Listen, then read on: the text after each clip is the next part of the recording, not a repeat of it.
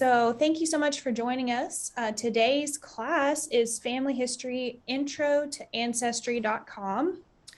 And this is part of our virtual event series. And if you are interested in future virtual events, definitely be sure to check out our website, or you can sign up for our e-newsletter so you can stay informed about all the things happening at the library and virtually.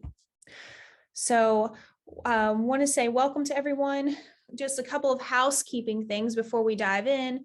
If you have any questions during the presentation, you can just type those in the chat box and we'll have time at the end to go over them. And also, if you wouldn't mind taking a moment to make sure you're muted, that way we won't have any feedback in the background while we're doing the presentation. At the end, we can unmute, share videos, chat, talk about questions you may have. So we'll have a lot of time for that. And we will be sharing, Rachel will be sharing like the links to the class handouts. And we also have a pedigree chart, which I'll be going over. That will be in the chat. So if you'd like to go ahead and click on those links so that you can access those handouts, feel free to do so. You can view them and you should be able to download. So my name is Shanna and I am the South Carolina Room Supervisor here at the Greenville County Library System. And I'm going to be leading our presentation today. And then we have Rachel here who's going to be moderating. And like I mentioned, going to be helping out in the chat with some links, or if you have any tech issues, you can chat and she can try to help you with that. But Rachel is our adult outreach and event coordinator here at the library. So I want to talk a little bit just about our agenda for today and what our goals are. And first thing is what I'm going to kind of talk a little bit about how to get started researching. So if you're brand new to genealogy, you will have a few tips that we will talk about to help you get started. I'm going to be providing some resources. Like I mentioned, we've got some handouts, but also resources on how you can complete your family trees and things like that. I'm going to show you all how to access Ancestry.com Library Edition.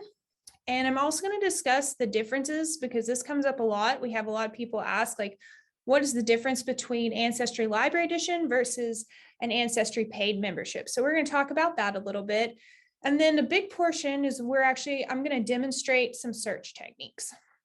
Now, before we get started, I did want to do like a quick poll just to see how many of you have prior experience using Ancestry.com. So I'm going to go ahead and launch this poll. And if you wouldn't mind taking a moment to answer, you can answer anonymously. But I'd just like to see how many have already used Ancestry and then how many maybe have never used Ancestry, just to give me an idea. Okay, so we have some results coming in right now. And let's see, I think we have a couple more people answering. Okay. So about 83% said that they have used Ancestry before or have prior experience. And then there's about 17% who've said that they do not have any prior experience. So I'll share those results with you. And it's perfectly fine if you've never used Ancestry before, because this class is geared towards beginners. However, if you have used Ancestry before, I mentioned a little earlier for those who are coming in that there's been some changes to our website, and there's also been a few changes to the Ancestry Library Edition. So even if you have some prior experience, hopefully there'll be some new things that you can take away from the class today, or maybe it'll be a refresher if it's been a while since you've used it. Okay. So moving right along, I'm going to talk a little bit about really how to get started with family history research. And this is something we also get asked a lot about. Sometimes people come into the South Carolina room here at the library and they're not really sure where to begin. They know they want to do family history. They want to find out more information about their ancestors, but they're just not really sure where to start. And it can be a bit overwhelming if you've never done it before. So some tips that I have is that first, one of the most important things that you can do is to identify what you already know.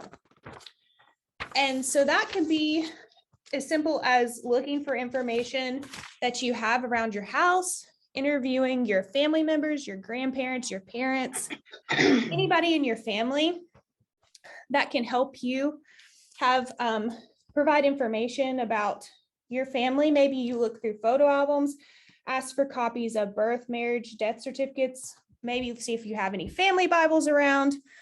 So it's very important to gather information from family and try to identify what you already know and interview your family members. Once you already have gathered what you know and you've identified that, that can help you decide what you need to know or what information that you're missing.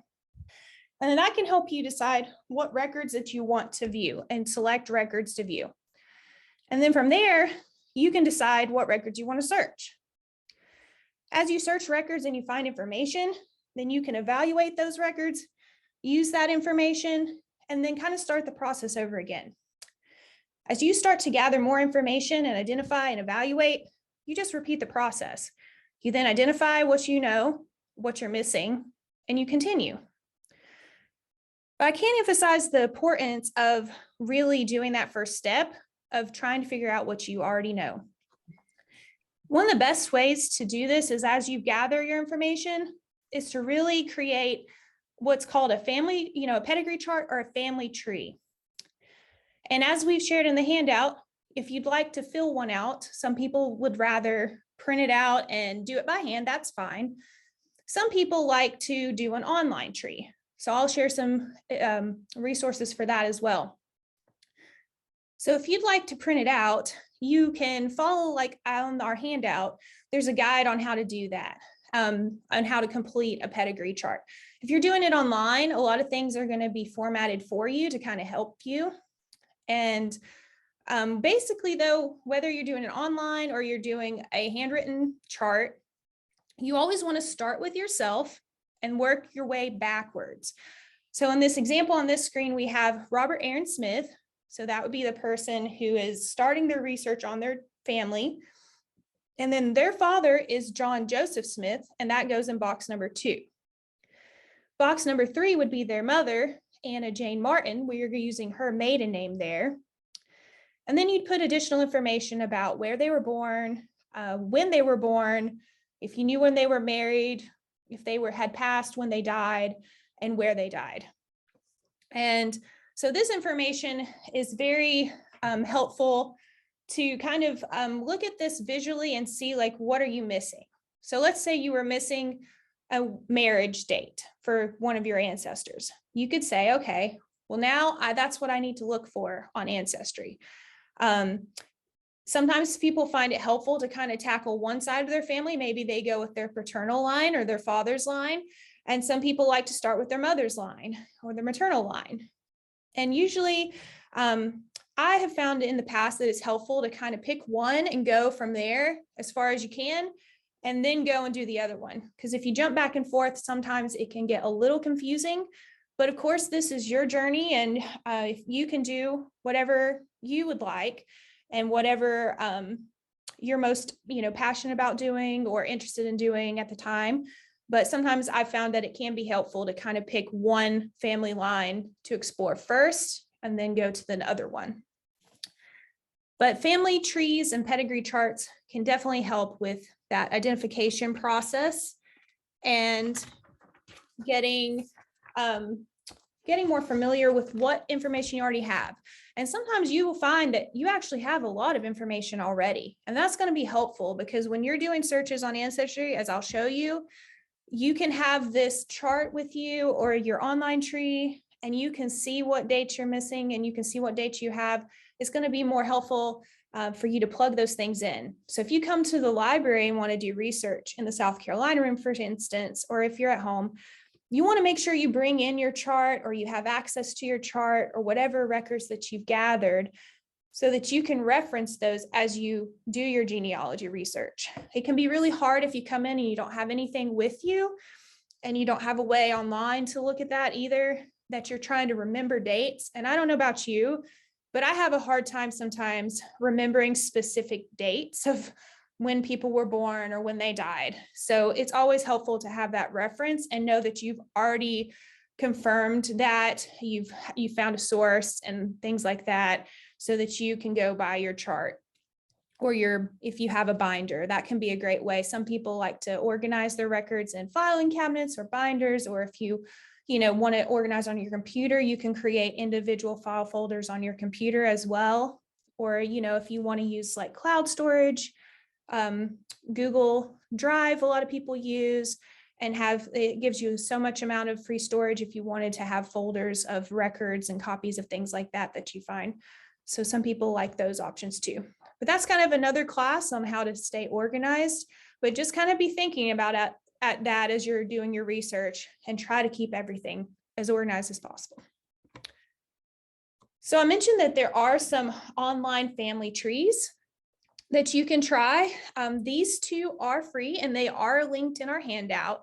So the first one I'm going to talk about is Ancestry does have a free version of, they have a free tree, I should say.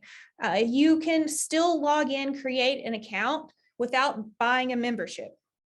This is separate from the library edition that we're going to talk about. But basically, if you go to the link in the handout, you can create a free account and use the free tree feature. And I've been using Ancestry for quite a lot of years, and I don't currently have a paid membership, but I still have access to everything that I have in my tree. So it's great that they do still have that and they're not charging for it. I'm not sure if that's always going to be the case, but for now, that is a free option. And basically, like I said, you just go to that link, you fill in their information, create, put your email and password in, and you can start a family tree. And then another option that you could try is familysearch.org. And the library, we actually are a Family Search affiliate library. So what that means is that there are some additional records that you can access here at the library, but that you can't access from home. But there's still a lot of records that you can access from home from Family Search, and you can create a tree. And to do this, it's the same thing. You just put in your email, create a password, you have a free account. There are two kind of what I consider fairly big differences with these trees. And depending on your preference, you may prefer one over the other if you're looking for online tree.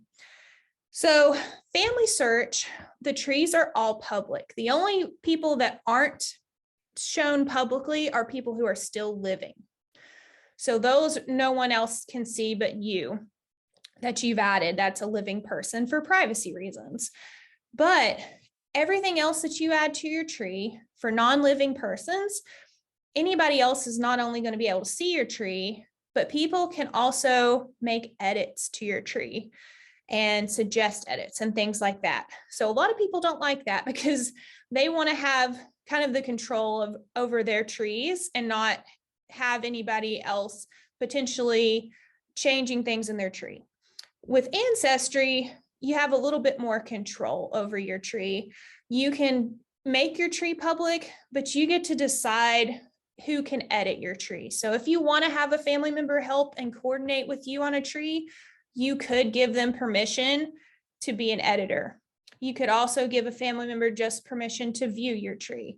So there's a little bit more control over the Ancestry trees than Family Search, but Family Search is more, anybody can provide input, and that can have positive and negatives because sometimes people may change something and maybe that it's what it was in there was correct and now it's been changed and maybe they found a different source or something, and Family Search approved that change. So I know that can be frustrating for people who I know who've had a Family Search tree, but on the other side, sometimes they have people add things and it really does help them advance their tree, or maybe it was something they had never had information to before. So just keep that in mind if you're looking at an online tree, that there's many options out there, and these are just two of the bigger ones, and these are free, but they also are kind of different too. So before we get ready to jump in, which we'll get ready to do and do some demonstrations on Ancestry, I did want to talk a little bit about, as you're getting started, what are some common resources that you may find? what we consider kind of more what I call low hanging fruit, like things that are hopefully going to be fairly easy for you to get. And one of those that we're going to talk about today are census records, which is a great place to start, is kind of searching census records for your family. And then another place that you could try are compiled family histories. And so Ancestry has some of these online. We have family books in the South Carolina room too, if you ever want to come by and visit us. But sometimes these compiled family histories can be a good launching point. Maybe someone has already researched your family line, has hopefully provided lots of sources so you can verify the information, but maybe these are already available to you, and that can be a really easy kind of low-hanging fruit resource. You can also check out county and town histories, because even though those are typically more about the history of the place, a lot of times they talk about early families, early settlers, things like that. So always worth a shot to look through those. Military records can be a great, easy to find resource sometimes too. Vital records such as birth, death, marriages, obituaries, things like that. Those are usually, a lot of times available for your ancestors. There are a few things that to keep in mind about, if depending on the state where your ancestor was living, when did they start recording births and deaths and things like that. So that's something to always keep in mind, because if you're going back really far, the state may not have officially recorded that information. But if you have more recent ancestors, you might be able to find those. There are some, once again, like privacy laws and things like that. So in South Carolina, it's 100 years that the birth record will not be public. And then death records are 50 years. So that's just something to kind of keep in mind as you're looking through records and kind of seeing what's out there. That sometimes it's very helpful to also kind of research the place and try to figure out when those records started being recorded, so that you won't be looking for something that's not in existence. And so, like I said, one of the biggest ones that can be helpful are census records. And I want to talk just a little bit about some of the issues, though, that you might find with a census record. One thing is, like, the census, like I said, can be great because it can give you a wealth of information, but sometimes, they're in cursive, can be really difficult to read the handwriting. Ancestry, and I'll show you an example, they have tried to transcribe as best they can so that we can search and read and have it not, if you can't really read the cursive, somebody's tried to interpret that and try to see, like, okay, we think this name is actually this. But sometimes they get it wrong because you'll see today, even I'll show an example, that just because sometimes it's very subjective what the cursive, especially if the person didn't have the best handwriting or it's just a little bit smudged or something, it can be difficult to fully transcribe things correctly. So that can be a challenge when we're looking at any handwritten record, but I'm particularly census records because that's going to be very common. And then also a lot of, there's been some lost and destroyed records, like with the census of 1890. Most of the 1890 census population schedule was badly damaged by fire. So there's only a very, very small percentage of the 1890 that's in existence. So that's a big gap, because census records, we have, every 10 years they started. The first one was from 1790, and we actually now have up to 1950, because 1950 census was released this past April. And there's a 72-year rule. So we won't get the other ones for another 10 years. We'll get 1960. But just the fact that, like that 1890, big batch of that was, destroyed. And we're kind of missing a big gap there. Sometimes on the census, you'll have a census enumerator. It was a person who was going around and asking the questions to the households.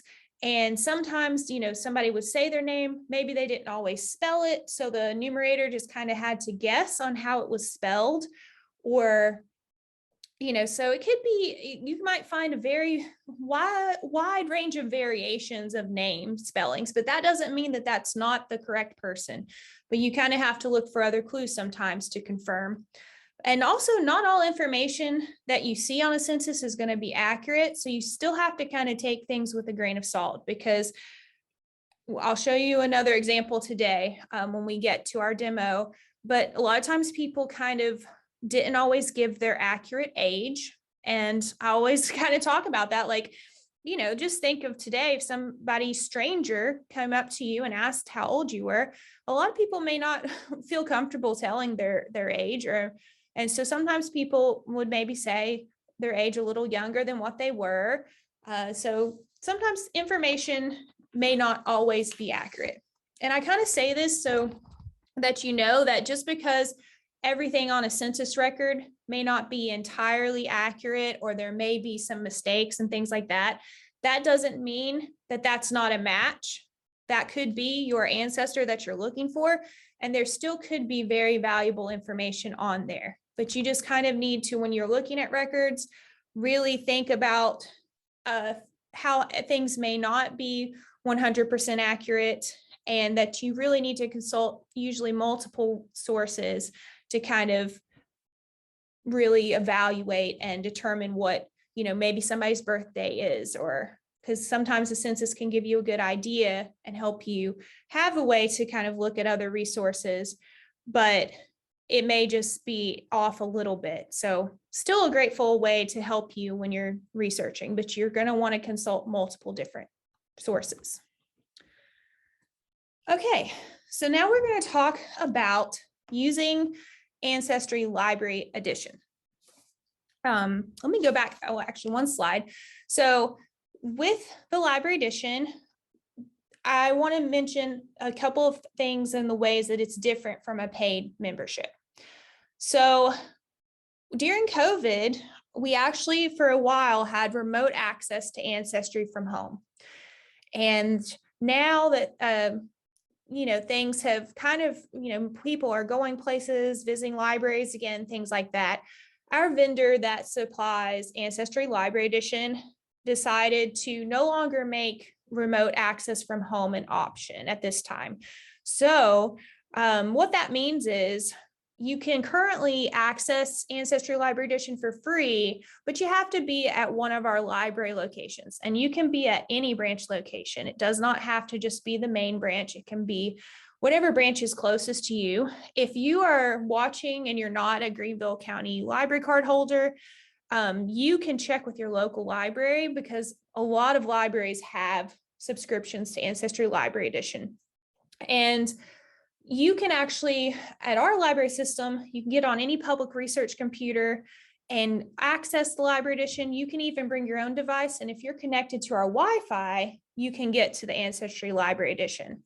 So I just want to mention that, because as I do my demo today, you're watching from home, you're not going to be able to get on and access it from home, but you can follow along, take notes, and definitely visit your closest branch and try it out the next time you get a chance. So the good news is that it is free when you're at the library to use the Ancestry Library Edition. The Ancestry membership, there is a charge, and I did research to make sure, because it has changed. They've gone up a little bit in price. It's about $24.99 per month, which has been about the same, but their 6-month charge is $21.99 for 6 months. And yes, you do save a little bit, but that is a little bit more expensive than it has been in the past. So that's something just to think about if you are interested in Ancestry membership. And with an Ancestry membership, you can collaborate with other members. You get some exclusive membership databases. I checked just the other day, there's about 33,194 record collections on the Ancestry paid version. Our Library Edition has 10,918 record collections as of the other day. So yes, there is a lot more on the Ancestry membership. But that being said, we have over 10,000 record collections on the Library Edition. And for the most part, when people are getting started, that's plenty enough. and we also have Fold 3, which is a military database that also Ancestry owns that you can get with your library card. So that even gives you even more. So when you start thinking about all of that, you really do have access to a lot with the library version. And you have the ability to view the message boards. So you can see, and I'll show you those today if we have time. So even though you can't really collaborate with other members like the membership version, you still can view message boards, and you can create, like I mentioned, an online tree. But what you'll see is when you create a tree, if you decide to use Ancestry, you'll get these little things called hints. And with the membership version, you can view those hints, and it's kind of like saying, hey, we think we found a match for your ancestor. Check out this record. When you have a free version of Ancestry, you can view those, but you can't actually access. You can see that you have a hint, but you can't actually access the record. It'll tell you, oh, you need a membership. But if you use the library edition, just keep in mind the tree is separate from the library edition. So a lot of people like to pull up their tree, their Ancestry tree, log on into the library edition and search for the records that way. So maybe they see they have a hint. Oh, there's a birth record in South Carolina for this ancestor. They can go and then search the library edition, find that record, and then add it to their tree manually. So that's just a little bit of the differences there. Kind of, it's all integrated when you have the Ancestry membership. So that makes it a little bit easier if you're kind of going off of hints and things like that. Okay, so what we're going to do now is I'm going to show you how to get to Ancestry. I'm going to share my screen. We're going to do a little bit of demonstration here. So let's see. First thing I'm going to do, so this is our handout. I'm going to go to our library's homepage. So like I said, when you come to the library, this is the steps that you're going to need to follow. And this is also in your handout. So you go to greenvillelibrary.org. Our website has recently changed. So if you've seen this class before, I want to mention the changes here. So you first want to go under Learning and Research tab, which is up here at the top. And then you want to go down to Online Resources by Subject. You click on that. This gets you to a list of all of our databases. And right here in the middle is genealogy. So if you click on genealogy, this is going to kind of show you, it's a really nice page because it links you here to our events and classes that are coming up. You can view our past videos on YouTube here. You can look at what is called like our genealogy guide if you're just getting started. You can visit our South Carolina room page and our digital collection. And if you ever wanted to contact us, our contact info is right here. If you keep scrolling down, it links to our databases. And this is where you're going to find Ancestry. And you'll notice that Ancestry has an in-library use only next to it. So that kind of lets you know, hey, you do need to be at the library to use this. There's a lot of other databases on here that you can actually get from home with your library card. So unless it says in-library use only, you should be able to get it from home. But since we're talking about Ancestry today, I'm going to show you what happens if you're at the library, you click on Ancestry. It's going to take you to the Ancestry page. And at the top, you should see on the top right, Greenville County Library System. If you don't see that, that means you're not in the library edition. So that's something to keep in mind, because sometimes if people come in and they're like, oh goodness, it's asking me to pay, the library edition will never ask you to pay for anything. So usually when I go over and I take a look, I'm like, oh, I don't see the Greenville County Library System. It probably means that they've just gone to ancestry.com in their browser and they haven't actually gone through our website. So in order, to get to make sure you get through to the library edition, you want to go through those steps that I just showed you or look through your handout. And of course, staff can help you make sure that you get to the right place. So, and it also says over here at the top left, it says Ancestry Library. So first thing we're going to do is just a very basic search. And the easiest way to do that is just to click this Begin Searching button. and I'm going to kind of do a demonstration on some information that you can find on Ancestry. So I always like to, sometimes I'll do like either like a celebrity or, historical person that a lot of people know about. So I'm going to do Lucille Ball today as our example. And I'm going to search by simply putting in her first and middle name. If you don't know, you're like, say you're searching an ancestor and you're not sure of the middle name, then you can leave that out. You don't have to include it, but that does help narrow things down if you know it, or if you have an initial, you can do that. And I'm going to put in her maiden name. Now, something to keep in mind when you are researching female ancestors is that you're going to want to search by all of their names that they've had. So you're going to want to search by their maiden name, and then you'll want to come back and you'll want to search by any, if they've been married, if they had, second marriage, their second name, if they changed it and all that. So you're going to want to make sure that you search by everything. I usually start with a maiden name and then go from there. And you'll see when we're typing in the name that there's a little box under each name field.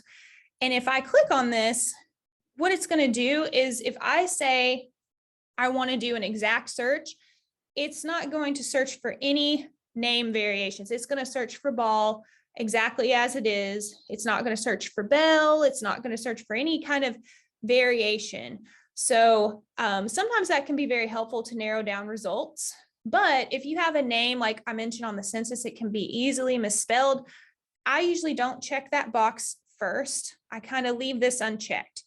But you also have, you can do names that sound like Ball or similar to Ball. And you can try a few different things there. I usually, like I said, leave this off for now and just search without clicking the exact box or sounds like or anything like that. Then you can put where your ancestor might have lived. Like I said, you don't have to know for sure. If you have an idea, if you know, hey, I know they were in South Carolina, I just don't know the city, the county, or anything like that, you can just put the state. You can even just put the country. You can leave it blank if you'd like, and it'll still search. But let's say for Lucille Ball, I know that she was born in Jamestown. And as I start typing, you'll see that it gives me suggestions. And she was born in Jamestown, New York. So I'm just going to click on that first suggestion because that's the one I want. And then I'm going to type in her birth year. And I know she was born in 1911, but I want to show you this little icon next to the birth year. It's a little calculator. And if you click on it, if you're not sure exactly the birth year, but hey, I know they were 50 years old, in 1900 or whatever, and it'll go ahead and calculate it for you. That's obviously an easy calculation, but if you had one that was more complicated, you could try out that calculator. But since I know that Lucille Ball was born in 1911, I can just type that in. You'll see under the location field and under the birth year that I also have these little exact boxes once again. So if I click on this, I can do exactly 1911, that I'm only going to get records that show a birth year for 1911. Or I could even try exact, but also plus and minus a year, plus and minus 2 years, plus and minus 5, and plus and minus 10. So if you weren't exactly sure, you're like, I think it was 1911, but I'm not sure, it could have been, 1 or 2 years before or after that, you could say, I want to search that plus 1 or 2 years. So that can be helpful too. I'm going to leave that unchecked for now. And like the same thing with the location, exact, you can do exact to that place. That can really narrow things down pretty quickly. The problem is that sometimes where you think a person may have been born or lived, maybe they actually were in the county next to it. So if you say exact, sometimes that can really rule out some records that might be a possibility. So maybe you want to say exact plus the county, or maybe county and adjacent counties. So like I said, I usually start out broad. I like to leave everything kind of unchecked for now. I will show you like this where it says show more options. You can also add additional information. So when I start out broad, I usually don't add a ton of information here. And we'll kind of go back in and we'll see how many results we get, and we can start adding later. But you could add a spouse, you could add a mother's name, you could add sibling, you could add marriage, death date, anything like that. And you could keep going on and on. You could also select gender, put in race/nationality. You can really narrow these things down. But I like to just kind of keep it simple and start with a very basic search. So let's click on search and see what happens. So when this loads, you will see that I have a lot of results. I have over 500,000 results, and that's just going to be too much for me to look through. So that's the good news is I had a lot of results here. The bad news is it's going to be really hard for me to get through all these. So this is where I might start kind of refining things. Now, what it's doing is it is putting what Ancestry feels to be the most relevant up right at the top. So that's nice, because even with all these results, I can already see that there's some that look like they're really good matches. But let's play around with kind of using some of our filters over here and also kind of editing some information. So first thing we might want to do is you'll see this little slider on the left here. And like I mentioned on the other page, you can kind of do an exact match or plus or minus for the birth year and things like that. We have that option here with these sliders. So if we go to the birth area, right now it's doing just a really broad search. If I keep dragging the slider, it's going to do that birth plus or minus 2 years. So maybe I want to try, let's do it within plus or minus 10 years. And let's say we want to do the last name, exact sounds like similar, exact, and similar. And let's just apply some of those, just those two, and see what happens. We went from over 500,000. Now we have about 16,000. That's still a lot. So one thing we could do is we could actually click edit. And this might be a good time to start adding in some family members if we wanted to add, kind of narrow this down. So the little pencil tool, if you click on that, is going to allow you to edit. And I'm going to go ahead and add her spouse. I'm going to go ahead and add Desi Arnaz. All right, let's add him in and then let's see what happens there. So I'm just going to click search. We still have about 16,000. We started adding, maybe some additional family members. We start dragging these sliders. We're going to start narrowing down quite a bit and pretty fast. So what I want to do now is I want to show you an example of a record so that we can actually look at one. And I thought it might be fun, since the 1950 census just came out, to show you a 1950 census record. So one way to do that, on the left here, I have additional filters. Right now, it's showing me matches for Lucille Ball out of the entire record collections that are available on Ancestry. But let's say, I'm only wanting to focus on census records. I can click on census and voter list here, and it's only going to show me the census records. And let's say I only want to do 1950s. I can click on 1950s.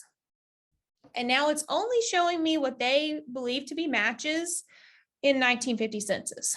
And I want to show you this record because I thought it was very interesting, because it really kind of threw me off when I first was searching for Lucille Ball on the 1950 census, because this first result, as you'll see, if you kind of hover over, it kind of gives you a preview of the record here. It's listing her name as Lucille Ball Cartwright. And then I do see a Desi Cartwright. That's not matching up with what I expect to find here, but it's very much with the name Lucille and Desi. It made me want to explore more, because I was like, maybe there's something going on with this record. So I want to kind of show this to you because I thought it was interesting. But to view the image, I can click on the little title there. And over here, you'll see this is what's been transcribed by Ancestry. And I can see, oh, there's Lucille Ball and Lucille Ball Arnaz as the name in brackets. And I can also see like birthplace is listed as Montana. I thought she was born in New York. And then under here, there's New York in brackets too. So this is kind of just an overview of what's in the record. But if I want to actually view the record, you can click on the image on the left. So let's do that. And we're going to pull up this record. And let's figure out why it's saying Cartwright instead of Lucille Ball. So I'm going to zoom in here. Lucille Ball is right here near the top. And it looks like there may have been a small mistake when they were transcribing it, because you can see there's a James Cartwright listed above Lucille Ball, but they actually are in a different apartment unit. There's a different number completely. So somehow Lucy got placed with as if she was almost living with this Cartwright family, but that's not actually the case when we look at the record.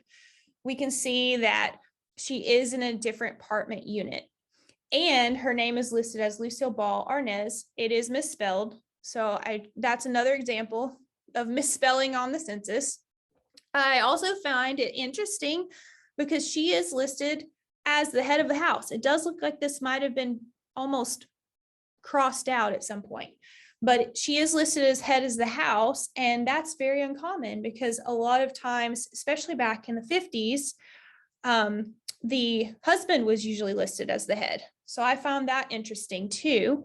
And it says her age is 35, but if my math's correct, she would have been about 39 at the time of this census. So the age is a little off, and she was born in New York, but she lists Montana as the birthplace. But when I was doing some research, I found out that she moved to Montana as a child. So that might be why Montana is listed there. But you can see Desi, her husband, listed as being born in Cuba. So we have a lot of information here. So there's information that's correct, and there's information that at first glance, is a bit confusing, but I can kind of figure out maybe why that happened. But that's just a great example of how information on the census may not be entirely accurate, but it's still interesting because we can still see, hey, in 1950, she looks like she was living on Devonshire Street. And if we keep kind of going over, we can see their occupation. She's listed as an actress at the movie studio. Her husband's listed as a musician in the orchestra. So we still have a lot of, I think, useful information here. And we can see that they were working. In the 1950 census, if you want to know more, we actually do have a class on that about the information you can find on 1950 census. But one of the cool things is that some of the people on the census actually had an additional question set they were asked. And it looks like Desi, since he was on line 8, was asked these additional questions. So if I kind of scroll down, I can see number 8 and the additional questions that he was asked. And that even gets into how much money people earned and things like that, or how much schooling they completed. So that can just be really neat to find if you're researching a family member and you can find this information that you didn't know about. All in just this one record can give us so much information.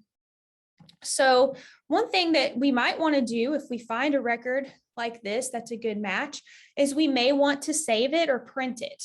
So there's ways to do that. So the first thing you want to do is kind of look for this little wrench tool. It's a little small, I know, but it's at the top right. And if you click on that little wrench tool, it's going to pull up your print option, your download option. You're going to have some other options if you needed to adjust your image, but that's all here. So if you wanted to bring a flash drive to the library, you could download to flash drive. You could download it to our temporary folders here and then send it to your email. You could print it. There's also a really quick way to do a record kind of sending home to yourself if you're at the library. If you click on the top where it says save, you can save it to the computer or click on send image home. Now, if you say send image home, it's just going to ask you for your email And then Ancestry will email you this record. And that's where it's really nice, because when you get it home, you'll be able to view this record. So that's one thing you can actually view at home without needing to be at the library. So you could send this, and you can send, there's a large amount that you can send to your email, and Ancestry will just email you. And I do believe that they kind of consolidate. So if you do multiple per day, they'll probably just send you like one link, and then you click on it and you'll be able to see all the records that you've sent home for that day.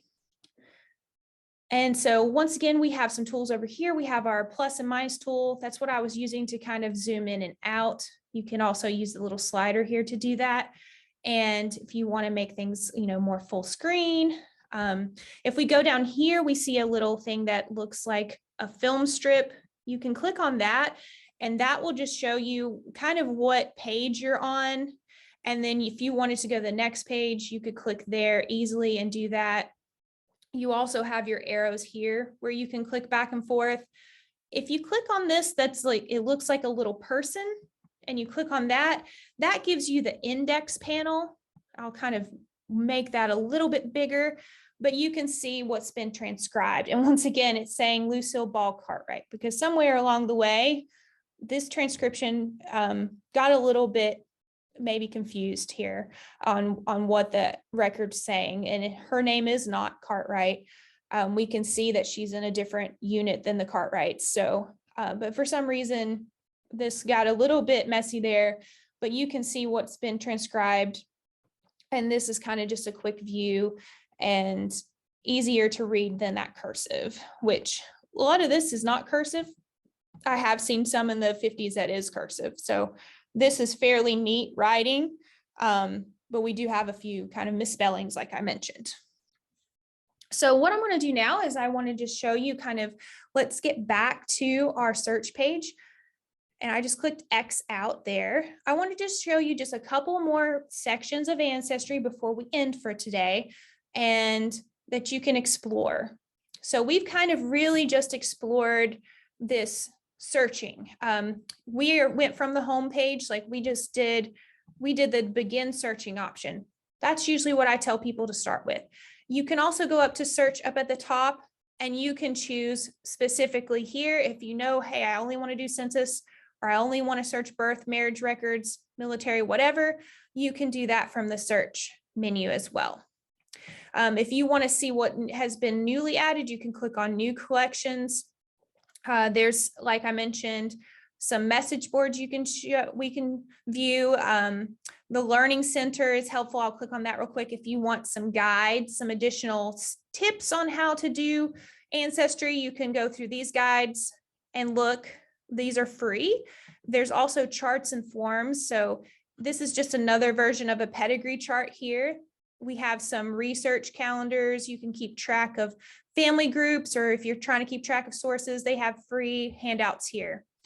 One thing I want to show you though, before we end, is if you click on search and go down to card catalog, this is going to be another option for your searching. And it's really helpful. And sometimes I think this borders on being almost a little bit more intermediate, but it's great if you're first starting too. So one thing I want to show you is that you can filter by category. Right now it's showing everything that's a collection set in Ancestry over here. So like I said, there's 10,918 collections. So you can refine, you can search by, okay, what's available just for South Carolina or a specific state or specific date, or you can even do by title. So one of the really neat collections that we get asked about a lot are yearbooks. So if I type in yearbooks at the top and title, and then that's going to show me what yearbook collections they have. And we're going to click on U.S. school yearbooks from 1900 to 2016. So people can actually send in yearbooks to Ancestry, they scan them and they add them online. So that's why they have all these yearbooks, is people just keep sending them yearbooks. So you can actually search by name to see if your ancestor appears in any yearbooks here, or you can actually browse the collection. So I like to do that. And on the right side, you can select your state. So let's say we want to do South Carolina. So we can do that. We can click on city. We can do, let's just do Greenville.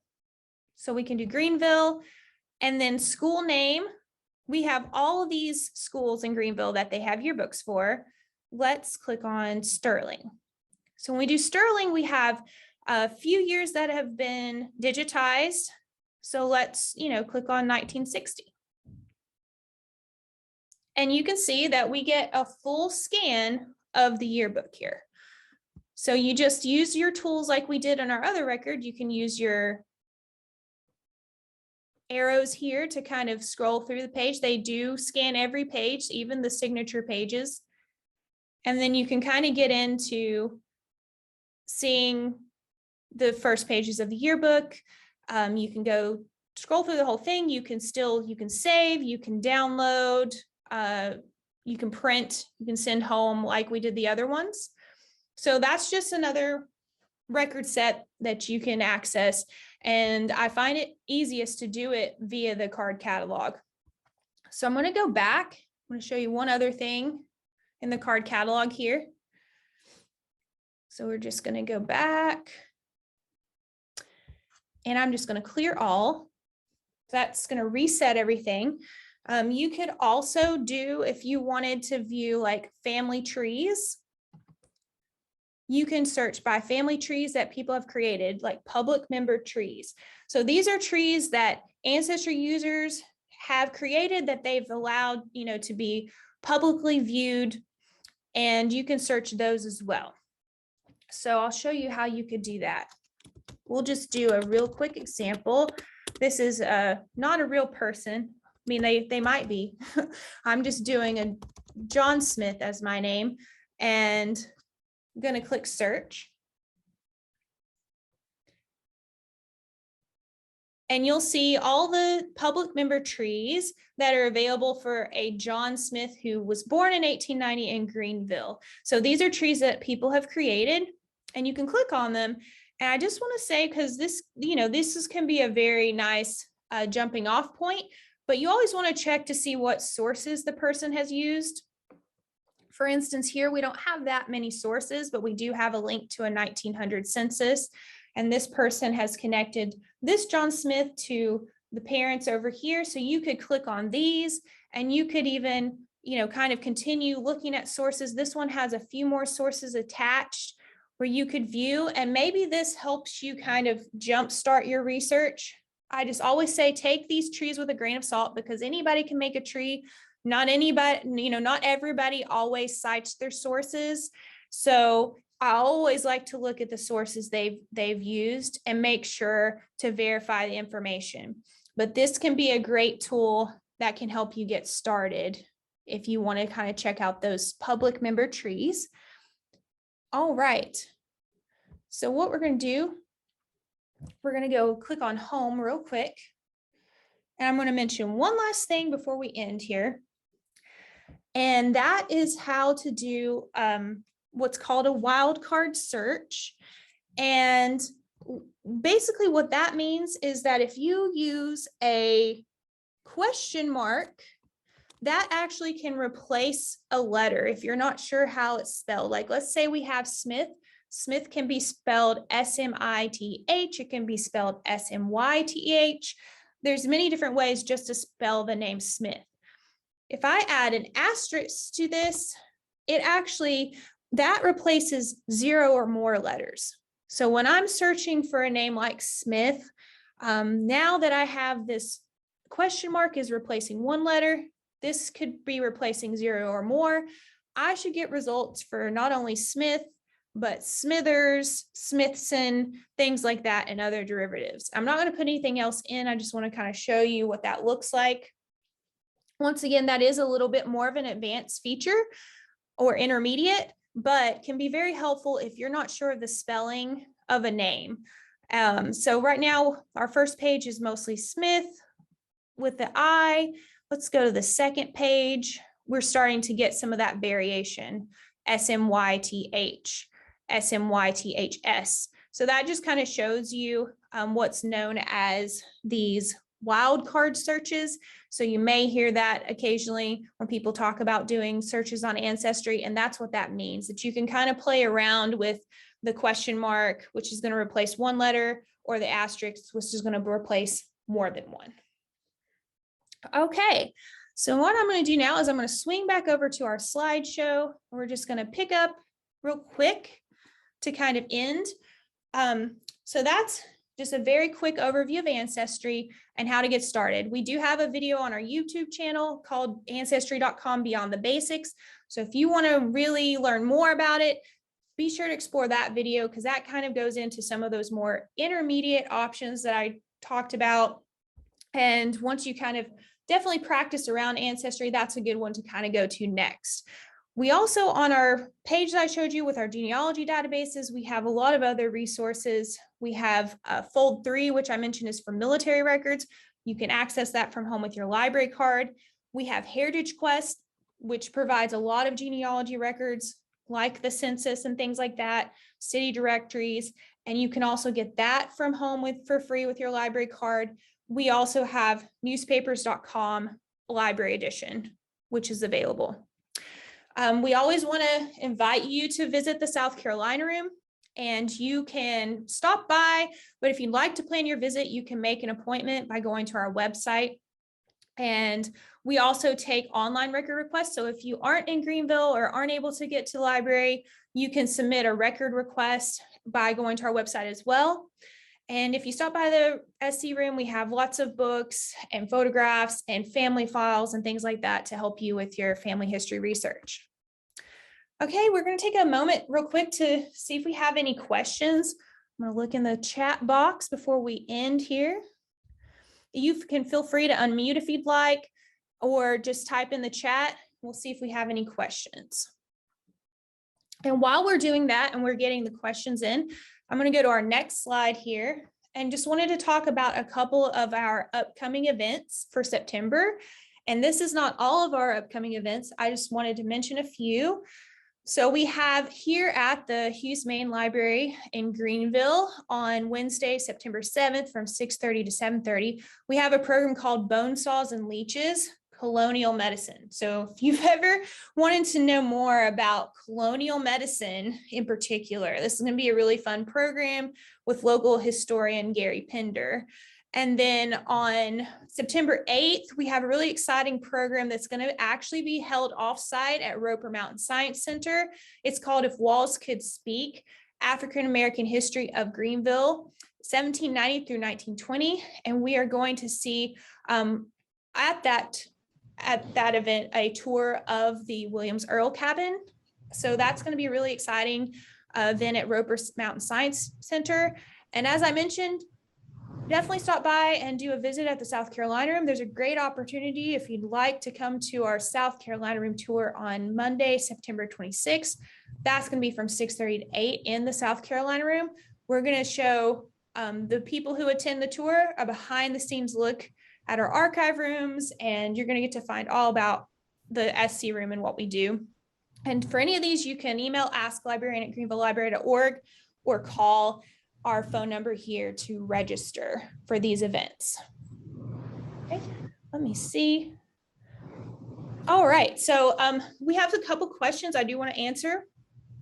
And Heather is asking, am I able to access my free tree in the library edition? So you can access your free tree anywhere from home or at the library, but you log in. It actually isn't connected to the library edition. You'll have to log in. If you go to ancestry.com, you'll have your account, your email, your password, you log in and you can get to it. And that's where you can access your tree. But it's actually not linked in the library edition. You kind of will have to have, usually what I like to do is I like to have one window open with my library edition, and then I'll log into my family tree and Ancestry, and I'll have those both windows open. But that's a great question. And then somebody is asking a really good question. Why do people who seem to have no relation to my family build trees for my family? So that's a good question. Sometimes maybe who knows, they could be a paid genealogist for the family who's doing research. may have some kind of connection, or maybe that's just their hobby and they just do different families.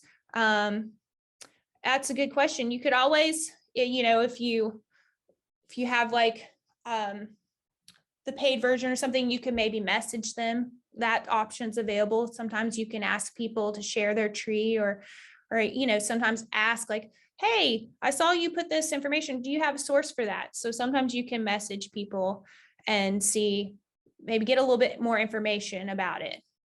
But there are people who get hired to do genealogy, and they may create a tree, but it's hard to say. There's a lot of genealogy enthusiasts out there. Anybody else have any questions? Before we end, I did want to just mention that you can follow us on social media. We're on Facebook, Instagram, and Twitter. Like I mentioned, we do have our YouTube channel. If you ever have questions, you can email asklibrarian@greenvillelibrary.org. But we have a lot of videos linked on our YouTube channel about all the different databases that we've done classes on so far. So if you want to learn more, that's a great place to kind of go, and definitely come stop by and visit us if you are able to, and we'd be happy to help you get started with your family history research. Okay. So let's see, I don't think I have any other questions right at the moment. So with that, I'll go ahead and say thank you for attending, and we appreciate you being here and hope you enjoyed. And if you have any questions, just let us know. Once again, we have the handout and the pedigree charts linked. And we also, if you stop by the SC room, we'd be happy to print you out a pedigree chart if you'd like. And we have a lot of handouts too, and can help you get started or help you kind of get that next step with using our databases. Or if you want to move on to other resources in the room, we can kind of help direct you there too. So thank you all so much. I've enjoyed speaking with you today, and we'll see you next time, and hope that you join us at some of our next events coming up.